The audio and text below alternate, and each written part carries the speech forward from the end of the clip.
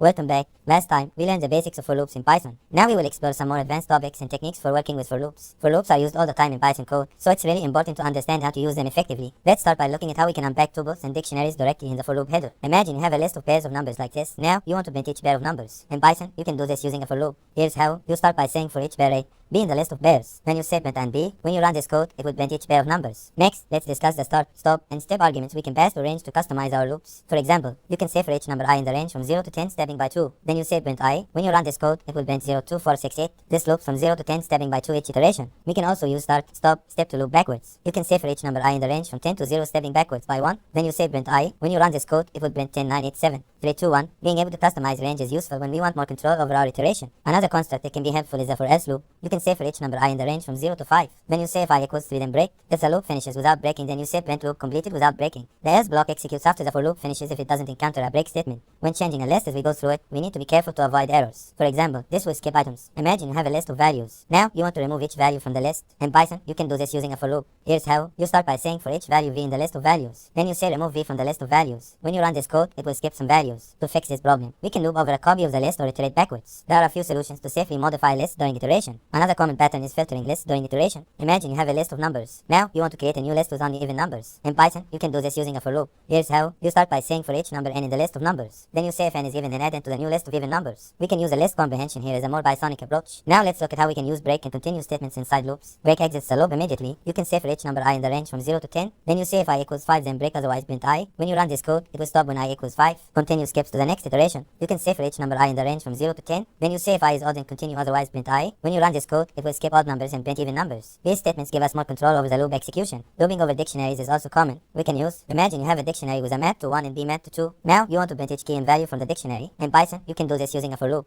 Here's how. You start by saying for each key in the dictionary. Then you say print key. When you run this code, it will print each key. Items lets us access both the key and value. When should we use range and lim versus enumerate? Enumerate gives us index and value. You can say for each index I and fruit in the list of fruits. Then you say print I and fruit. When you run this code, it will print each index and fruit. Range and len is useful when we just need the index. You can say for each index I in the range from 0 to the length of the list of fruits. Then you say print a fruit at index I. When you run this code, it will print each fruit. Prefer enumerate when feasible. Zip is helpful for looping over multiple lists in parallel. Imagine you have a list of names and a list of ages. Now you want to print each name with its corresponding age. In Python, you can do this using a for loop. Here's how. You start by saying for each name and age in the zip list of names and ages. Then you say print name and age. When you run this code, it will print each name with its corresponding age. The itertools module provides many useful iterator functions. Imagine you have two lists and now you want to print a Cartesian product of these two lists. In Python, you can do this using a for loop in the product function from the itertools module. Here's how. You start by saying for each item in the product of the two lists. Then you say print item. When you run this code, it will print each pair from the Cartesian product. Very useful for advanced looping scenarios. I hope this makes it easier for you. Let me know if there's anything else you'd like me to explain.